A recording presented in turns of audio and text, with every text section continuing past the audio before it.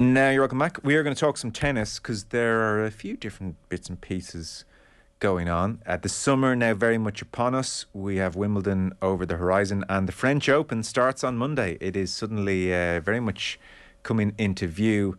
Just having a look, Iga Swiatek is the firm favourite in the women's. Carlos Alcaraz is the favourite in the men's, followed by Novak Djokovic, is where we stand a week out. Very happy to say, Caitlin Thompson, co-founder of Racquet magazine, is with us. Long time no talk. You're very welcome. Hi, thanks for having me. I always pronounce Iga Swiatek's name wrong. I even looked it up on YouTube 5 minutes before talking to you and completely welched on it there when I was doing it. So I just can't get it into my head. My understanding is it's Swiatek. And yeah. I have had a number of back and forths with the people of Poland because on my own podcast, the Racquet magazine podcast co-hosted with Renee Stubbs, I went so far as to say that I think Iga is an incredible player. As you noted, she's the favorite at the French Open, having won it twice, but she's not necessarily my favorite to watch. Mm-hmm. Poland had a lot of complaints, and I understand there were news articles written about it. So just tread carefully, Joe, is what I'm saying. If we're going to talk about Iga. I'm going to refer to her in future lovingly as Iga, and we can settle on that. I mentioned Djokovic, second favourite. Sorry, this is a little bit off beaten track. You didn't watch the Boris Becker documentary by any chance, did you? Of course I watched the Boris Becker documentary. I thought you might have. Okay, so I watched it as well. I thought on Djokovic, so we didn't... I don't know how much we learned about Boris Becker in some ways, as good as the footage was.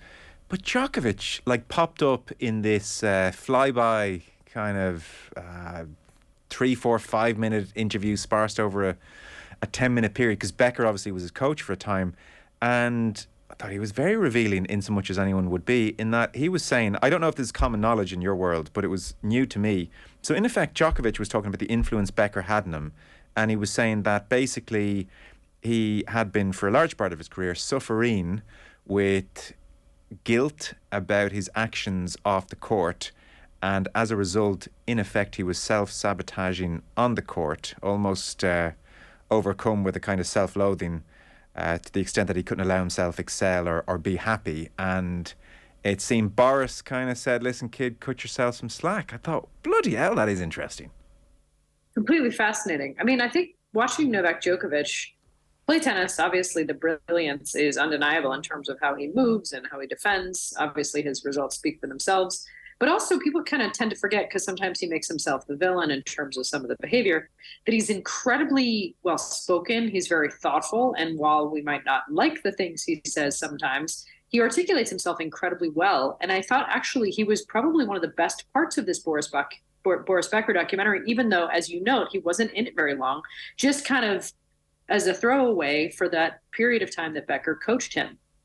But one of the things I found so frustrating about the Boris Becker documentary is, even though, as you note, there was incredible footage, incredible archives, great, beautiful tennis scenes of him practicing with Steffi Graf in Germany in the 80s, but it kind of missed some of the big moments and opportunities to delve into personalities, coterie, stars, and really the tennis portion of things. So I was happy that it existed and happy to watch it, and thought it was illuminating, as you said, about some of the other players, specifically Djokovic, but also others I can think of.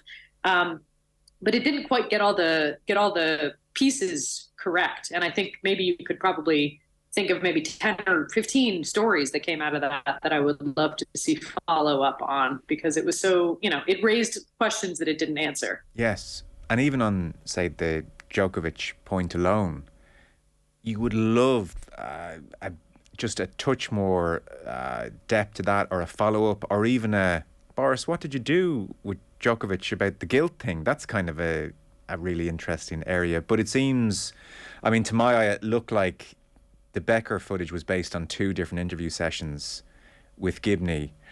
To be fair, one of them was like 2 days before he's about to be sentenced in 2022. And he's incredibly vulnerable and teary-eyed. And so it starts with a bang in that way. But it probably suffers in that you can't suddenly say, well, what about this Djokovic thing we've just recorded? And so, like, I saw The Guardian gave it 2 stars, which felt a touch harsh. They talked about the wonderful archive footage, but they said, ultimately unrevealing about its subject, a frustrating and disappointing experience, anticlimactic. I guess that's kind of true. And when it's Alex Gibney, you go in with higher hopes, perhaps. I think my read on the documentary itself was that Alex Gibney, who is obviously celebrated for good reason, has made some incredible documentaries. I'm thinking of, Taxi to the Dark Side, for example, and many others.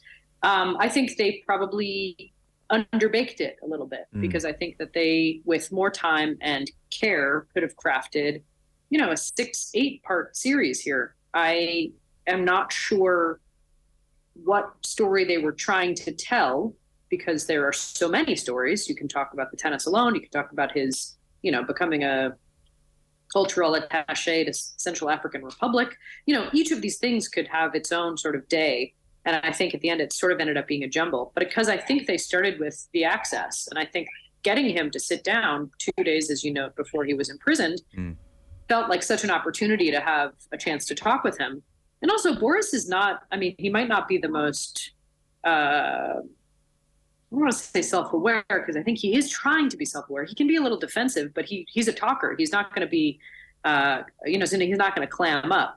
And so I think for me, especially as such a tennis fan and a Boris Becker fan, I really wanted to see the subject treated a little bit more thoughtfully. It felt rushed to me. But again, one of the things about tennis that's so, the nice way to put it is there's such an opportunity is there's so many undertold stories. And whenever you get anybody doing a documentary, especially one with sort of the production values that an Alex Gibney, Jigsaw, his production company, and the ability of them to get all those rights from all that old Wimbledon footage from HBO, there's just not enough tennis coverage and tennis docs to even really, I feel like, have that much of a complaint. That sounds like I'm damning it by faint praise, and I kind of am, but it's just in a world where there's such a dearth of good tennis storytelling, anything feels like it's a chewy morsel. So I don't know that I'm that harsh on it, but I do agree that there's many questions it left unanswered. Yeah, I would still really heartily recommend it because the footage is so extraordinarily brilliant. And yes, in my memory, several weeks on from having watched it, all that really lingers is the footage. Less so what anyone is saying, maybe Boris in tears in one of the interviews. But that's okay with me because the footage was so amazing. But even the interviewing style, it's funny that Gibney's obviously Oscar winner and amazing, but even when they're dealing with things like, listen, this is the salacious, terrible person that I am, but I was eagerly anticipating the baby conceived in restaurant saga. Even the treatment of that was kind of odd. And I don't mean this in a pearl-clutching way, like human nature being what it is. It's not the most outlandish thing I've heard by some distance. But, there was no sense of, did you feel guilty afterwards? Were you routinely doing this? Was this the way you were behaving, or was this a one-off? Or didn't know the answers to any of those questions. And here was Boris happily talking about it, though. Yeah, he was not a reticent subject. And I think I get the sense that he probably would have sat for more interviews. The access that Gibney gets is incredible. Yeah. The fact that Jan Tiriac, who kind of ends up being, I don't want to say a hero, but he certainly comes off better than I have understood Jan Tiriac to be in this film. Barbara Becker is very forthcoming. Yeah. So the access itself is just so extraordinary. I think it's a really interesting missed opportunity to have I think a longer or a more sort of crafted narrative that I think speaks to the fact that it was a little bit rushed out the door. And I also think when we think about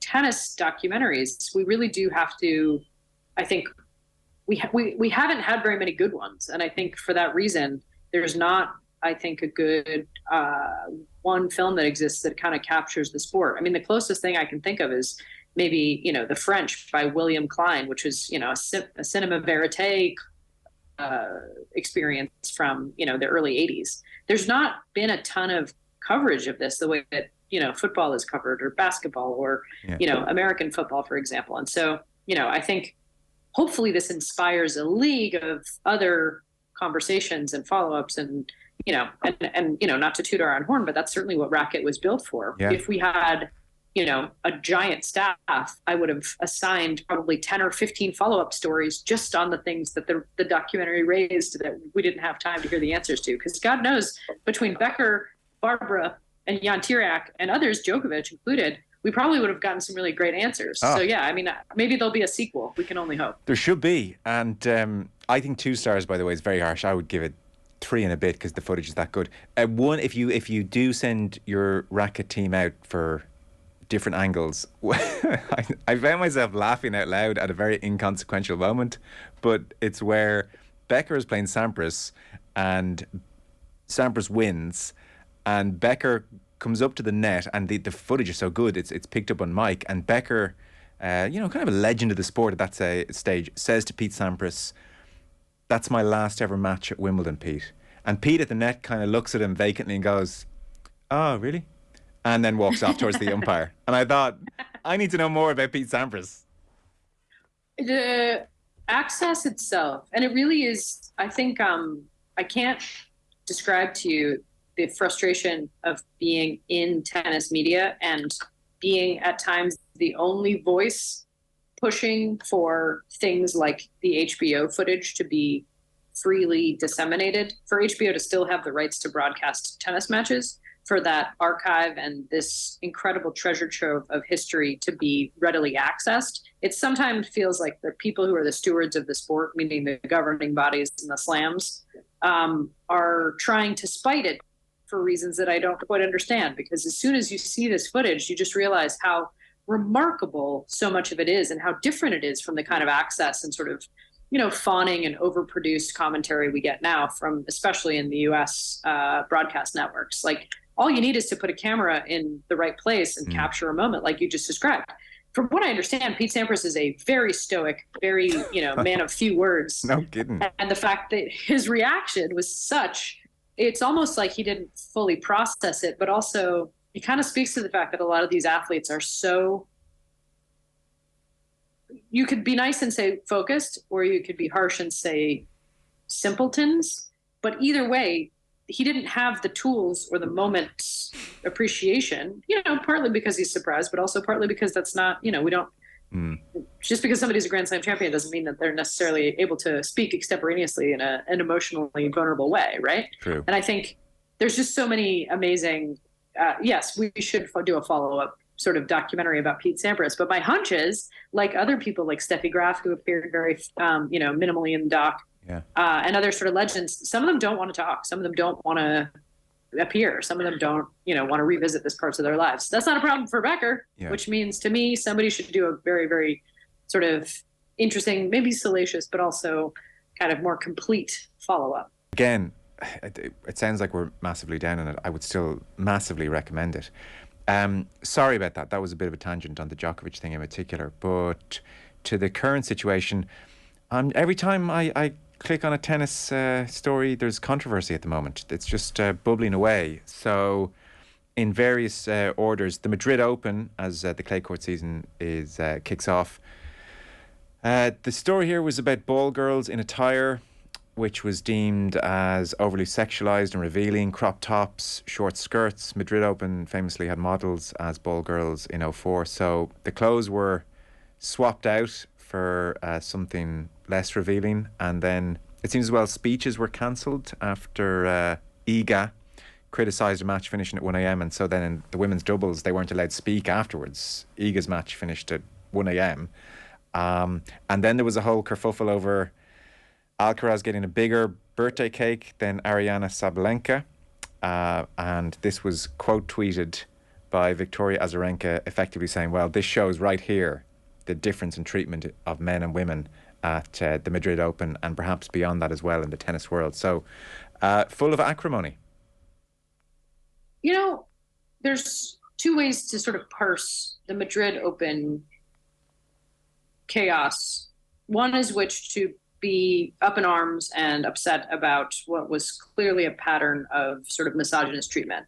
And to review, as you said, first of all, Aryna Sabalenka, who had a birthday during the tournament, and Carlitos Alcaraz, who also had a birthday, had two different sized birthday cakes. Is that a big deal? I'm not sure. One was, 8 times the size of the other. One was presented on court. That was to Carlos Alcaraz. The one presented to Aryna Sabalenka was little. I'm willing to sort of not to look askance at the circumstances of celebrating a player's birthday, which I'm not even sure is the tournament's job to do. Yeah. That said, when you start looking at the fact that the ball girls, and I do say girls because most of these women were young, scantily clad, and overtly sexualized, is not a new phenomenon at Madrid specifically. Jan Tiriac, who we were just speaking about as part of the Boris Becker documentary, having been his coach and manager for a time, used to run this tournament and sort of famously made it a little more lascivious than every other stop on the tournament. However, IMG owns it now, and the fact that the tournament directors allowed this outfit tradition to continue was bizarre, to say the least. But the thing that really is actually the most upsetting and the most unprecedented, and I think cause for actual controversy and follow-up, is the fact that after the women's doubles match, none of the women were allowed to speak. Yeah. There is not a tournament on the circuit at any level, Challenger, 25K, Futures, etc. But I've played tournaments, both at the collegiate, but also like the very, very beginning stages of the pro circuit, where the winner and the runner-up gets to speak. They thank the tournament organizers, they thank their families, etc. The fact that at a Masters 1000 mandatory tournament, the women's doubles contenders, 3 of whom are name brand singles players, Victoria Azarenka, who was part of the winning team with Beatriz Haddad-Maia, Coco Gauff, who is fabulously famous, especially in the US, and Jessie Pegula, who are in the top 10 of singles, were not given an opportunity to speak after a very, very good match because, as you noted, Iga Swiatek had made a comment about her match being scheduled, a deprioritization of women in the scheduling, resulting in more women having to bear the brunt of bad scheduling and play matches deep into the evening. The fact that Victoria Azarenka had tweeted support for that and the cake situation, and then the women's outfits being of such controversial nature, the men in charge of the tournament decided they would literally deplatform the women and not give them the opportunity to speak. That's sort of unforgivable. And to me, it would merit a very heavy fine, a follow-up by both the ATP and the WTA, which I understand maybe there's some sort of examination or conversation in progress. But the fact that they were literally not given the chance to win a microphone, as Renee Stubbs said on our podcast, having played a number of Masters 1000 tournaments, if you are in the finals of a match and your family has come to visit you, maybe that's the only Masters 1000 final you'll ever find yourself in, and then to not be given the microphone. And to be clear, the men, obviously everybody got to speak on the men's side. So the idea that these women had been too, I don't want to use the word uppity, but they had been too outspoken that they couldn't be trusted to have, speeches, is sort of insane to me. And I think, again, it speaks to the fact that this tournament in particular has had a lot of issues, and the fact that, the tournament that we're watching right now, Rome, doesn't pay men and women remotely equally. So it is sort of frustrating to feel like we are back in, the dark ages when women are, not allowed to have, credit cards without their husband's name on it, and they can't vote. Yeah. So it's sort of like, what is this sport? Is this the most modern female-friendly sport that we've seen and that we love? Or is this some sort of like return to the dark ages where, women can't get a microphone without the permission of the men? It's not a great look. Bizarre. Like what? Like how dumb as well. I mean, to not have the foresight. Like even if you were just being cynical and they were all sitting around saying, well, these women are too hysterical to talk, frankly. Right. But even if that's where they were, to not then go, well, even though this is what we privately think would be a terrible own goal, will be much criticised if we actually take the microphone away from them. Even that level of that lack of foresight is like worrying. 100%. And I think for me, one of the things that makes tennis so amazing, and one of the reasons it's such a great sport, it is literally the only sport that professional athletes can play at the same time on the same field. Mixed doubles itself, as an event, exists in a context where no other professional sport has its best men and women playing tennis at the same time.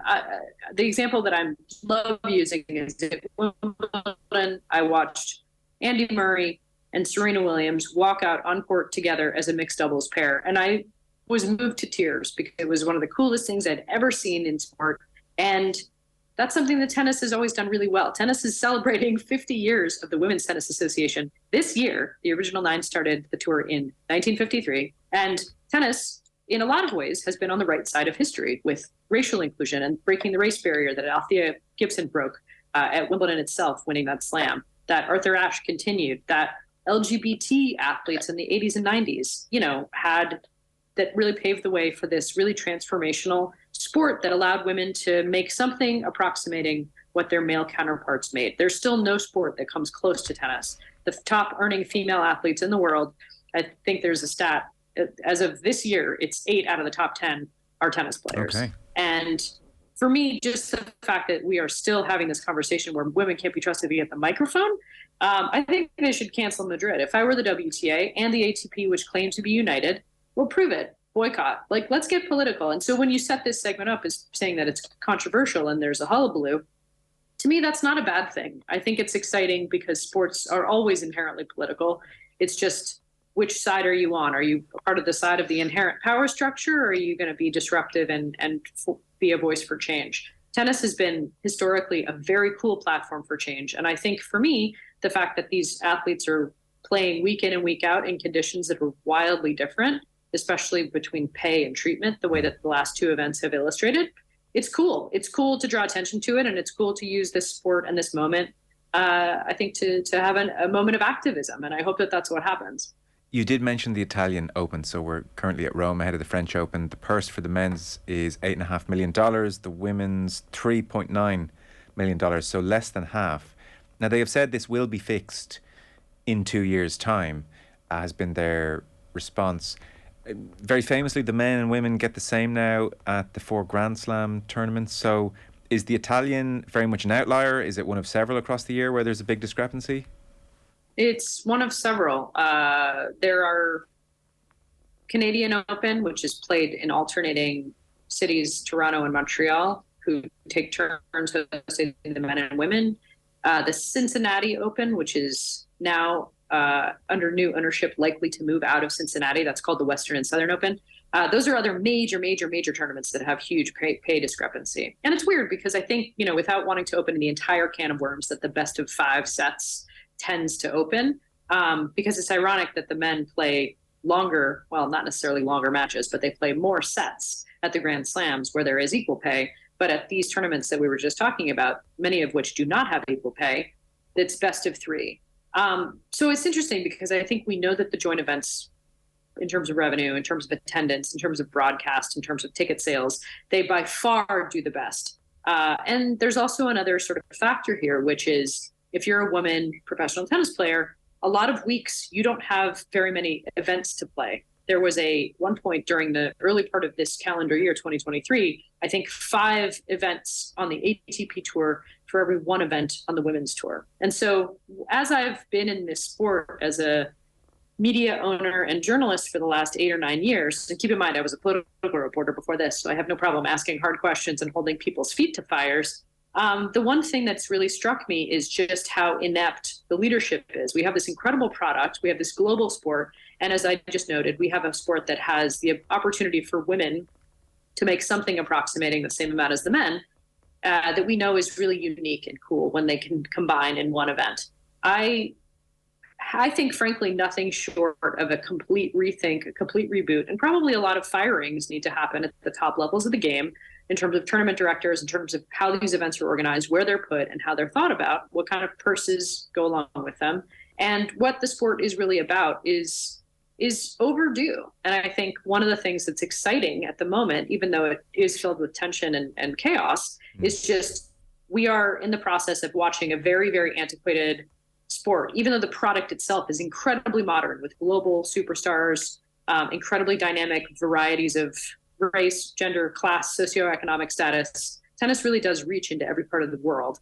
But we're watching a very dynamic product really compete with an archaic ownership and infrastructure that, has resisted modernizing. And I think that time is really come and gone for it to do so. And so I think one of the things that absolutely has to happen is that tennis needs to rapidly shed its ossified, managerial layer and get with the times. And that means looking at every single aspect of the sport, from what we're talking about in terms of gender treatment, gender pay, but also how many events there are and why and how they engage with fans and what they're for.